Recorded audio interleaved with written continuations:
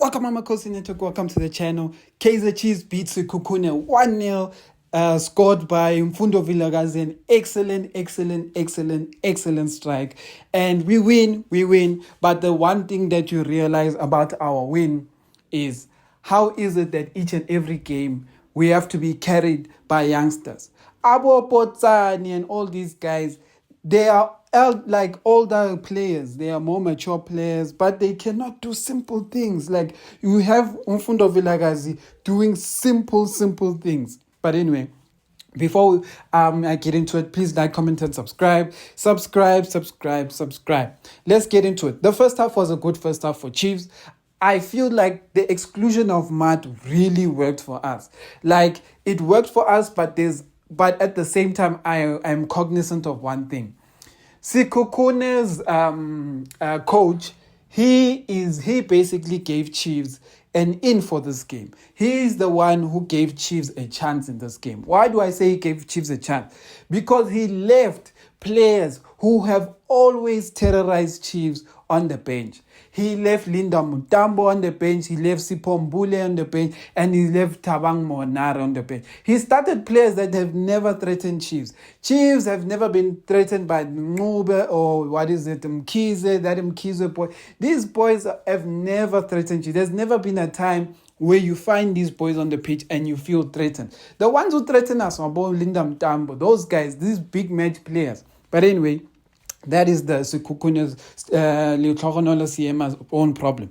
But Chiefs first half, we played well. I feel like one thing that was very interesting. Mtetwa now played alone as the 6. He didn't have anyone to support him. He played 6, and he had Usamkelo Zwane on the left of him, in front of him, and he also had Matlo in front of him on the right. So these guys were playing almost a double number 8, and then Umteto was playing a 6. And that for me worked well because in terms of moving the ball, in terms of creativity, there was a lot. Like we created so many chances through the middle than we've ever created, I think, in this season, if I'm not mistaken. Like Samkelo Zwane was releasing passes from the middle, Matlo was releasing passes from the middle, and they're two different kinds of players. Samkelo Zwane likes chipping the ball, which I don't like personally. And Matlo is a ball player. He likes the ball on the floor. One thing I'm going to say about this game is Chiefs needs better 8s. Like it's a cry we'll talk about forever, I know. But like players like we've been mentioning, Faisal Saloom, etc., you can tell that there's an empty space for them there. Because as good as Matlo is, and Samkelo Zwane's potential, none of those two players controlled the midfield. They played in patches, both of them. Both Matlo, both Samkelo Zwane. But in their patches, the moment we did see them, they did do the right things. It's just that they didn't do it often enough. They would disappear in the game. There would be times you'll be like, where's Samkelo Zwane? He hasn't touched the ball in a while. Oh, where's Matlo? The one thing about Matlo that I do like is that he has energy. He runs. The boy runs. So that's the one thing I liked about this game. But my biggest problems in this game, first half especially, it was Cross. Cross, the one thing I liked about him in this game, and the one thing I think that proves coaching, at least now we see some coaching, is stopping Cross from going forward. You see, when we stop Cross from going forward and we stop Blom from trying to go forward, I feel like we have now eliminated that area of concern where if Cross and Blom go forward, Mtetwa or Maart don't come back to cover these guys' spaces. And because that part has been eliminated, it means that Blom was always available for Maghalwa and Cross was always available for Utladisa. The only problem with Cross today is that I don't care about him going forward. I don't want him to go forward, but they were just cooking him. And it worries me because Nabi and his technical team trust Cross so much, but Cross, Cross has been beaten so many times on the right. We are just lucky that it's not good players who are beating him on the right. Like, I don't expect anything from Otladis. I don't even think Otladis in his whole career has 5 assists since he's been playing soccer, because he can just run, but he doesn't have a final delivery. So that's the thing I've been seeing with the game. So I wasn't worried there, but I was like, yo, if this guy gets like talented wingers, like let's say he gets Nkota or Saleng in a game, he will concede, Baba. He will concede because he's slow, and they just always beat him. They always beat him. Whether they're cutting in or going around him, they just always beat him. Anyway, on the right, Ublom was struggling with Tumakhalwa, but he did enough. That's sometimes what you need in a game. You won't win all the duels, but as long as the guy who is attacking you is struggling to make chances, he can be dribbling people, because that's what Tumakhalwa was doing, dribbling us, but he had no end product. Like, he had no end product. So that was a good thing for me. Dotley and Miguel played well there. There was not much for Vuma except for that first half save, but the misses. Duba missed a glaring chance in the first half. It's one of those that if you are a smart striker, you score, but if you just expect to just kick the ball on target, sometimes you won't score. So I can't be hard on him on that one, because like I'm saying, those are the kind of chances that Musona was eating up all the time. But just because Musona was smart, Musona would do things in that position where he knows what the keeper is going to do. Like, in that moment, the ball was in the air, so the keeper already anticipated that Utuba was going to want to kick it over him. So he jumped already. If you're smart, you kick it down, you make a plan. But anyway, then there's the Botsani chance. Botsani gets the ball on his right foot. Instead of kicking with his right, he tries to kick with his left. My problem with Botsani is that one thing he doesn't realize, that even if the ball went past the keeper, the defender was going to get it, because the way he kicked the ball, it didn't even have power. So Botsani failed doing the right thing. That is what my answer is going to be to Botsani. But at the same time, why would I be telling a 30-year-old basics of being an offensive player? But at the same time, Botsani, I believe, only has 5 career goals in his life. So do we expect him to score goals? No.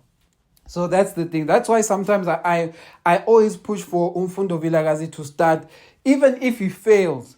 I would rather Mfundo Vilakazi, because Mfundo at least does things that are normal sometimes, even though sometimes you can tell he lacks a proper example on the right. And that's the biggest thing with Mfundo Vilakazi. Mfundo Vilakazi lacks a proper right wing who can teach him how to play his role properly, because like he had a first chance in the second half, and the way he angled his body, it made it obvious for Sankari what the guy was planning to do. So Sankari already dived. He already dived before Mfundo Vilakazi kicked the ball. So sometimes if you play with someone who is in that position and gets those kind of chances, they can show you examples of what to do. If you open your body like that, the keeper is going to already be diving, because they can see what you're going to do. So hit it near post. And I'm someone who never says hit near post. Always do the right thing. But sometimes when you open your body the way Mfundo Vilakazi opened his body, it just becomes very easy for the keeper. So there's that. But then his second goal is how he was meant to actually score the first goal. He didn't make it obvious. He didn't move his body in a position that was obvious for the keeper that he's going to kick. So the keeper, the moment he kicked, the keeper was late because he was reacting. He didn't have that idea that this was going to happen. He had to just wait and see. And by the time he decided to react, the ball was in the net. So Mfundo Vilakazi, well done on that goal. Top class goal. Similar to, not similar, but same place as the first goal he scored of this season. So well done to Mfundo Vilakazi. Mfundo Vilakazi has won us 6 points so far in this season. So we have 21 points. Out of the 21 points we have this season, Mfundo Vilakazi has won us 6 of those 21 points. And he's won us 6 of these 21 points as a super sub. As someone who only gets sometimes at max 30 minutes per game, except for the one where he started. But that's what Mfundo Vilakazi has delivered. Abu Botsani start games, they play a lot of hours, but they haven't delivered a 3 points to the team. They haven't. Mjusha Balala has delivered points. Fundo Vilakazi has delivered points. Duba has delivered the points. So we have two 20-year-olds and one basically 19-year-old who are delivering points. Together, they are all delivering points for us. But when you look at Rangachi Vavero, when you look at Potsani, when you look at Modi, they're not delivering points to us. So that's the biggest thing I want to highlight, Guti. The youngsters are actually carrying Kaizer Chiefs, and that's the big takeaway from the past few games we've been seeing. Mduba, Dushabalala, and Mfundo Vilakazi are carrying Chiefs. They are getting us points. The older guys, I don't know. And watching Rangachi Vavero's failure to trap the ball is the reason why Tashrik Morris is coming to Chiefs.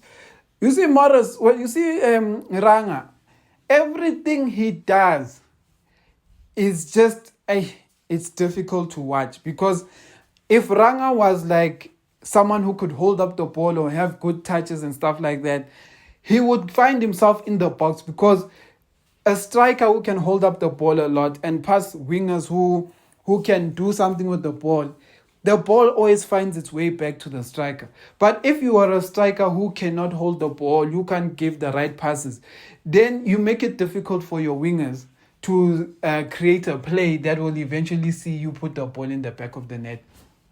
But other than that, that is Kaizer Chiefs for us. There's nothing much we can say about this game, but other than well done for the 3 points. It's a grinder kind of game, so I'm glad that Chiefs is starting to grind points. But I'm looking forward to the quality players that we expected at Chiefs, because I need them. I need them. I really need the quality player. They may not be the best or whatever, but I just need people who know how to play their position and who know how to deliver in their position when a chance comes. Because at this point, this game was going to be an easy game to lose. In terms of the red card for the player, the Sekhukhune player, my observation was that player, he did it to himself, because he put the ref in a difficult position, because this guy went and basically tackled Umfundo Vilakazi when he saw Nayaguti the game is not on. So the game was not playing. Umfundo Vilakazi didn't hear the whistle. He was playing, he played on. That player knew the game is not on, and he decided to tackle Umfundo Vilakazi. And then how the refs interpreted is that the guy kicked Umfundo Vilakazi when the game was not in play. So it's like considered a outside of play incident. So then it almost becomes an automatic red card. Unfortunate for him, it's a harsh one. I think on another day, a ref would just give him a yellow card at most, because Umfundo Vilakazi basically ran towards the guy, but the guy just was not meant to tackle him in that manner. So anyway, that's all I have to say. Well done to Mfundo Vilakazi. We get the 3 points. Amakhosi for life. One last thing I forgot to mention, and I even forgot this, I even stopped my recording, etc., is that Maart has to honestly be the worst Kaizer Chiefs captain ever to don the Kaizer Chiefs shirt. He honestly has to be the absolute worst captain that has ever been elected. The guy loses the ball. And the thing about Matt that is the most irritating, this is the thing about Matt that irritates me the most, is that he does bad things 120% and he does good things 120%. But the issue is, if he has 10 important moments in the game, he will have 2 good moments and he will have 8 bad moments. Because Matt in this game was terrible as a six. Matt, we stopped playing with Matt on the field. Like, we were like, oh, I wish Matlo was fit. At some point, I was like, can Ungobo even do better? But Ungobo came on and looked very flat. So I don't think he would have even uplifted the game. But Matt, he misses chances with no keeper. He passes the wrong player. Yo, he's kicking players. Yo. And then he does a good thing. He does one good interception when Umthetwa was not there. Then he does one good pass to Umfundo Vilakazi. Then you have to sit there being the person who hates watching this player, but you can't not recognize the good moment he has in the game. But the problem is his bad moments are so bad. So that's the problem. Anyway, I personally, we played so much better without Maart in the first half. That's my takeaway from this game. A Kaizer Chiefs without Maart looked like a Kaizer Chiefs that was worth watching. And that is a sad thing for me to even say, because I like Maart's hard working rate, etc. But honestly, what Maart gives us is nothing. Like, Maart was playing like the Sekhukhune players, and that's who he should be playing with. Maart was... So the house Sekhukhune was playing is exactly where Maart should be. Maart would be amazing at Sekhukhune. Maart would win many of the matches for Sekhukhune. And that's the sad reality.